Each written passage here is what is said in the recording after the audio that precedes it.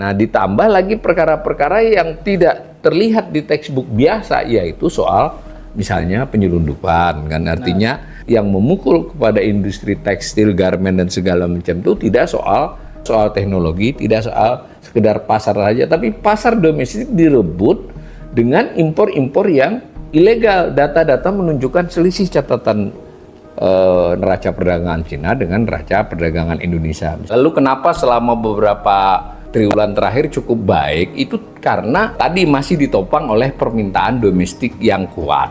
Nah, sementara ini permintaan domestik pelan-pelan menurun, sehingga dia memberi kontribusi kepada PMI yang turun itu. Sebelumnya juga kita terbantu tuh kalau memang memiliki beberapa yang bersifat industri ekspor itu baik, itu lalu ada prospek. Nah, ini kepukul dua-duanya nih. Yang berorientasi kepada ekspor itu mengalami ketidakpastian, meskipun bisa saja ini karena ada beberapa hal dia bisa baik, tapi masih so far untuk sampai akhir tahun ini kelihatannya masih berat untuk pasar ekspor itu. Maksudnya berat itu bukan berarti nggak tumbuh ya, tapi landai. Sementara yang permintaan domestiknya rendah, akibatnya ya PMI-nya ya seperti itu.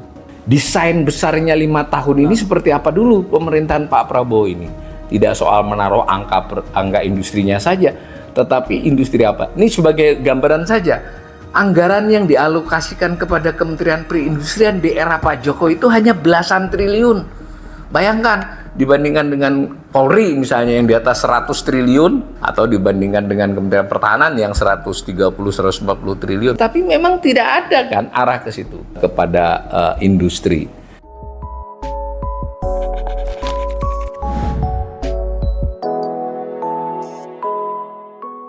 Pertama dari kajian kami di Great Institute yang masih berlangsung, yang dalam konteks manufaktur dipimpin oleh Saudara Andre, itu mengingatkan kembali bahwa transformasi perekonomian dalam konteks penguatan struktur ekonomi tidak berlangsung sesuai harapan. Secara sederhana, jika 17 sektor itu dibagi menjadi 3, sektor pertanian, sektor industri, dan sektor jasa-jasa. Nah, industri lebih luas sedikit dari manufaktur. Transformasi sebagaimana yang tadi diperlihatkan oleh Andre dalam konteks industri itu kita mengalami yang disebut dengan deindustrialisasi dini. Apa artinya? Harusnya porsi sektor industri itu mencapai kurang lebih sepertiga, 30 sampai 35 baru mulai menurun. Tetapi itu belum sampai ke sana, sudah turun. Yang kedua, menurunnya porsi industri itu harusnya setelah negara Indonesia mencapai pendapatan PDB per kapita atau GDP per kapita yang tinggi. Jadi deindustrialisasi yang terjadi di Jerman, deindustrialisasi yang terjadi di Jepang dan sebagainya itu sesuai dengan proses transformasi ekonomi yang terjadi di Indonesia, dan memang tidak hanya Indonesia, tapi beberapa negara lower dan upper middle income yang middle income trap itu dialami. Tetapi menegaskan memang hipotesis selama ini terjadi kegagalan transformasi ekonomi menjadi yang berporsi besar pada industri, kemudian berkembang pada jasa-jasa yang modern. Itu gagal. Nah, betul tadi kami juga tidak mau menyalahkan pemerintahan Jokowi saja, tetapi pemerintahan Jokowi tidak berhasil merebound mengindustrialisasi. Ditunjukkan oleh target terhadap RPJMN. Target di dalam RPJMN itu ada target pertumbuhan industri, ada target porsi industri, itu semua gagal. Jadi pada waktu RPJMN yang pertama Jokowi 2015-2019 itu industri ditargetkan tumbuh tidak tanggung-tanggung ya, dari 6 kemudian menjadi 7, kemudian 7,5, 8, dan terakhir diharapkan 2019 8,6. Secara rata-rata dia akan di 7,4%. Ternyata prakteknya hanya 4,5% pertumbuhan ya. Di periode kedua target diturunkan, ada COVID juga turun lagi. Jadi laju pertumbuhan industri di era Pak Jokowi itu jauh lebih rendah dari pertumbuhan ekonomi. Nah, porsi juga jauh lebih rendah dari yang ditargetkan. Hal lain yang kami dapatkan di Bright, kembali juga bukan temuan kami, tapi menguatkan hipotesis selama ini, bahwa yang berkembang itu bukanlah high tech ya, tetapi industri rendah Ini kalau misalnya pengembangan industri berteknologi rendah dan sebagian menengah itu by design untuk dikaitkan dengan substitusi impor maupun berorientasi ekspor, itu tidak masalah. Tadi Andri sudah menjelaskan, nampaknya lebih kepada tidak by design ya, tetapi lebih pada blessing-blessing saja ini harga komoditas naik. Tuh. Kemudian hal lain juga yang menarik dari kajian kami di Bright Institute adalah bahwa itu justru yang banyak berkembang itu malah yang berorientasi kepada pasar domestik. Nah ini kan menarik ini. Jadi ini bukan soal salah atau benar, tapi kalau tidak by design, ketika industri-industri yang berkembang itu yang bertumpu kepada pasar domestik, seperti makanan minuman tadi, bukan ekspor, kemudian kimia, farmasinya juga berorientasi pada pasar domestik, maka selain ada masalah dalam laju pertumbuhan industri keseluruhan dan porsi, tetapi juga akan menekan pada transaksi berjalan. Jadi akan menekan kepada defisit dan menggerus devisa. Nah, dalam konteks itu tadi Andri sudah menjelaskan bahwa ke depan sebenarnya ini harus dilakukan strategi industrialisasi yang tepat berdasarkan pengalaman 20 tahun terakhir, 30 tahun terakhir, kita mendesainnya seperti apa. Mendesainnya seperti apa, lalu tadi kita kembali kepada rancangan-rancangan bahwa pilihan ekstrimnya itu adalah strategi substitusi impor dan strategi berorientasi ekspor. Nah itu bisa dimix, jadi tidak harus dalam arti kaku kepada salah satu dari keduanya, dipilih untuk beberapa sub industri itu dipilih yang berorientasi ekspor, untuk beberapa sub itu berorientasi impor. Jangan dibalik-balik nanti masalahnya adalah ketika justru menekan kepada transaksi berjalan ya, kepada ekspor impor, kepada neraca berjalan, sehingga kita akan kesulitan devisa. Nah itu yang terjadi. Nah ditambah lagi perkara-perkara yang tidak terlihat di textbook biasa, yaitu soal misalnya penyelundupan, kan artinya data-data menunjukkan yang memukul kepada industri tekstil, garment dan segala macam itu tidak sekedar soal teknologi, tidak soal sekedar pasar saja, tapi pasar domestik direbut dengan impor-impor yang ilegal. Data-data menunjukkan selisih catatan neraca perdagangan Cina dengan neraca perdagangan Indonesia misalnya. Kurang lebih begitu, nanti kami akan lanjut dengan kajian-kajian lebih lanjut. Yang jelas kami kira-kira apa yang sudah tercantum di RPJMN teknokratis ya, jadi sebenarnya sudah ada RPJMN tapi draft. Yang dibuat oleh Bappenas sekarang itu diserahkan kepada pemerintahan Prabowo untuk disempurnakan. Di situ tampak kembali ditaruh pertumbuhan industri itu diharapkan mencapai berapa ya? Mencapai 5,9 sampai 7,0. Berarti kan 6,5. Ya ini kembali seperti semula lagi. Porsi juga diharapkan mencapai 23%. Tapi ketika kita breakdown, tidak tampak adanya pemilahan yang cukup baik antara mana yang substitusi impor, mana yang berorientasi ekspor. Subsektor industri mana yang mau dikembangkan tertentu dengan orientasi pasar dalam negeri, mana yang ekspor, dan juga dikaitkan dengan apa yang sekarang dikenal dengan kawasan ekonomi khusus. Mestinya pembangunan kawasan ekonomi khusus itu dikaitkan dengan strategi industrialisasi keseluruhan dan berdasarkan kewilayahan. Yang lain lagi tadi sudah diutarakan juga oleh Andri, nanti akan di dokumen kami akan kami lengkapi. Itu terkait dengan isu belakangan ini tentang dua hal ya. Satu soal menurunnya jumlah kelas menengah, dua menurunnya daya beli. Itu terkait dengan kegagalan industrialisasi ini, kegagalan membangun sektor industri yang disebut dengan deindustrialisasi dini oleh Andri tadi, atau kita bisa juga sebut sebagai deindustrialisasi prematur, belum saatnya. Nah itu karena yang selama ini kita sudah pernah kajian di Bright, masih berlangsung, itu kelas menengah itu lebih merupakan akibat dari kinerja ekonomi, salah satunya kinerja industri. Nah ketika kinerja industri merosot, maka jumlah kelas menengah merosot. Kaitan berikutnya secara simultan adalah terkait dengan daya beli yang rendah. Nah dengan demikian, untuk melihat ini harus dilakukan lagi pandangan yang holistik. Kita mau strategi pembangunan ekonomi seperti apa, mau strategi industrialisasi seperti apa, pengalaman sudah menunjukkan mana kita yang bisa unggul, mana yang kita tidak bisa unggul, itu kita deteksi ya.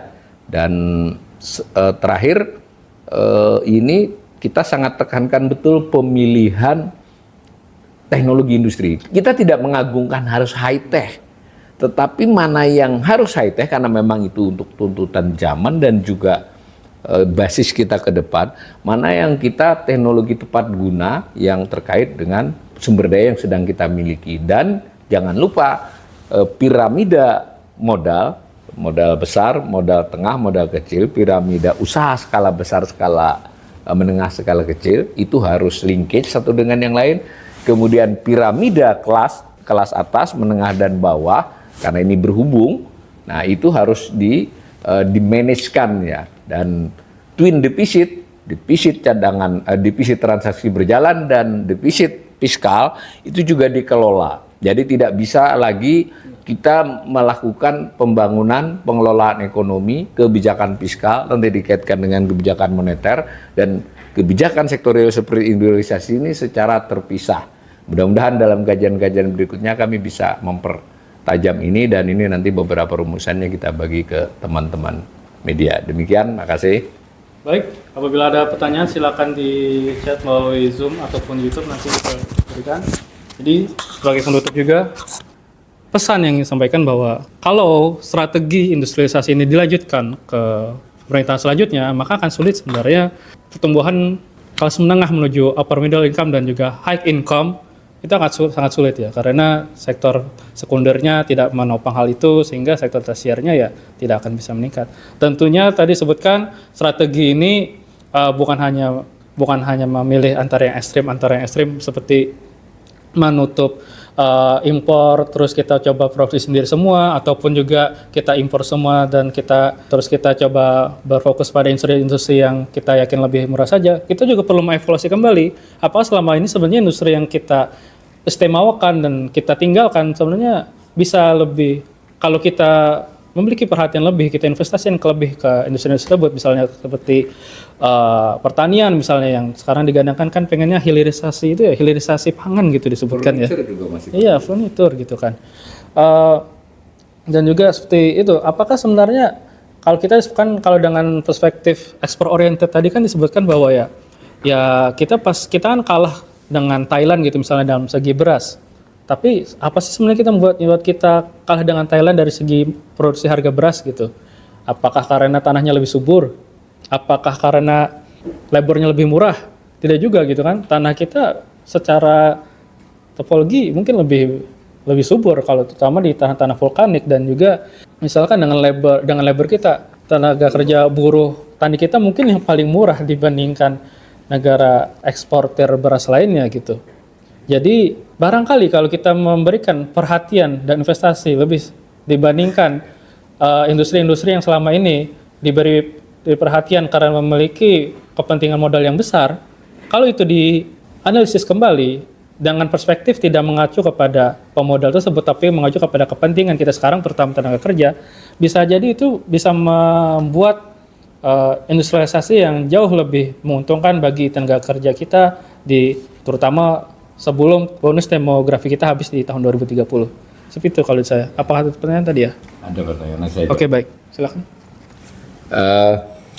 Ada pertanyaan tentang PMI ya. Kayak kita sudah tahu ada PMI dari S&P ya. Betul. Yang menunjukkan sudah 2 atau 3 bulan terakhir ini kita mengalami penurunan yang mengarah kepada kontraksi itu ya. Betul. Karena di bawah 50. Sebenarnya ada juga PMI versi Bank Indonesia, itu belum sampai ke bawah, tapi sudah digaris gitu. Nah, kalau kita telisik duanya itu, karena Bank Indonesia juga punya PMI, meskipun belum sampai kepada kontraksi, tetapi mengarah ke situ. Mungkin nanti kalau sebentar lagi keluar yang baru udah kontraksi. Itu antara lain, tadi kita sudah bicara bahwa memang terjadi deindustrialisasi. Lalu kenapa selama beberapa triwulan terakhir cukup baik? Itu karena tadi masih ditopang oleh permintaan domestik yang kuat. Nah, sementara ini permintaan domestik pelan-pelan menurun, sehingga dia memberi kontribusi kepada PMI yang turun itu. Nah, sebelumnya juga kita terbantu tuh kalau memang memiliki beberapa yang bersifat industri ekspor itu baik, itu lalu ada prospek. Nah, ini kepukul dua-duanya nih. yang berorientasi kepada ekspor itu mengalami ketidakpastian, meskipun bisa saja ini karena ada beberapa hal dia bisa baik, tapi masih so far untuk sampai akhir tahun ini kelihatannya masih berat untuk pasar ekspor itu. Maksudnya berat itu bukan berarti nggak tumbuh ya, tapi landai. Sementara yang permintaan domestiknya rendah, akibatnya ya PMI-nya ya seperti itu. Jadi ke depan bagaimana pemerintah, menurut saya kita tidak bisa mengejar soal PMI dari bulan ke bulan, tapi desain besarnya 5 tahun ini seperti apa dulu pemerintahan Pak Prabowo ini. Tidak soal menaruh angka industrinya saja, tetapi industri apa. Ini sebagai gambaran saja, anggaran yang dialokasikan kepada Kementerian Perindustrian di era Pak Jokowi itu hanya belasan triliun. Bayangkan, dibandingkan dengan Polri misalnya yang di atas 100 triliun, ini belasan loh, 11, 12, 13 triliun anggaran Kementerian Perindustrian itu. Atau dibandingkan dengan Kementerian Pertahanan yang 130-140 triliun, bukan berarti kita soal artian emas, tetapi memang tidak ada kan arah ke situ kepada industri. Kemudian ketika kita ngelihat juga dalam aspek pembiayaan, maka kita dikejutkan juga bahwa bank ini pada dasarnya dunia perbankan ini kan procyclical. Jadi kalau dia hanya mengalirkan uang kepada sektor-sektor atau subsektor yang tumbuh gitu, yang sedang bagus. Nah, kalau terhadap perekonomian juga begitu. Kalau perekonomian melandai, dia menarik maksudnya dia hanya menaruh di surat berharga, atau apalagi sekarang ada instrumen-instrumen baru seperti SRBI, itu kan jadi crowding out.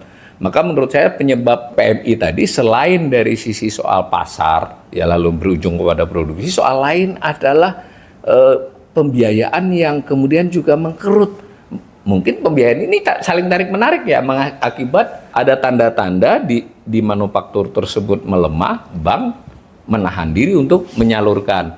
Dibandingkan menyalurkan kepada industri, lebih baik main di surat berharga termasuk kepada SRBI. Kira-kira itu penyebabnya. Nah, maka kalau pemerintah Prabowo memperbaiki, selain soal industrialisasi juga harus ada harmonisasi antara fiskal dengan moneter secara lebih baik. Secara lebih baik ya, bukan hanya soal bagaimana BI menyerap SBN saja, tapi pricingnya juga harus ditekan. Mengapa? Karena pricing SBN, pricing SRB itu berpengaruh pada harga pembiayaan. Benar. Nah, asing hanya memiliki sekitar 14,5% untuk SBN domestik. Kalau ditambah dengan SBN global itu hanya di kisaran 18-19%. 80% adalah domestik, dan yang separohnya itu adalah Bank Indonesia dan bank. Mestinya yang pemimpin harganya itu adalah BI dan bank. Maka pelan-pelan yield 6,5-7 itu harusnya bisa turun ke pelan-pelan tentu ya, ke 5, 4, lalu jarak antara BI rate dengan itu mendekat, lalu jarak dengan suku bunga dasar kredit mendekat, kemudian gap dengan the Fed dan segala macam US Treasury mendekat. Maka pada proses seperti itu industri akan terbantu.